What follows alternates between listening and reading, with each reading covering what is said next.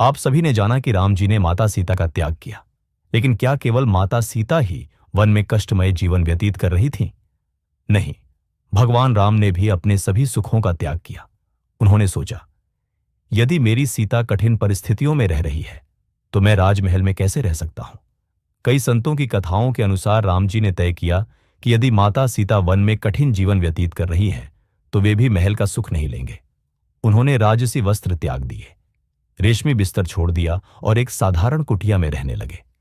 यह केवल राजा का त्याग नहीं था, यह एक पति का प्रण था, जो अपनी पत्नी के साथ ही कष्ट सहने को तैयार था। किंतु जिस स्त्री के लिए उन्होंने अपना सब कुछ त्याग दिया, वह अब इस पृथ्वी में समा गई थी। अब राम जी के लिए इस संसार में कुछ भी शेष नहीं था। जिस प्रकार माता सीता धरती में समा गईं, उसी प्रकार भगवान राम ने भी अपना मानवीय रूप त्याग कर सरयू नदी में जल समाधि ले ली। यह केवल एक राजा का अंत नहीं था, यह एक युग का समापन था। भगवान राम केवल एक राजा नहीं थे, वे धर्म, त्याग और मर्यादा के प्रतीक थे।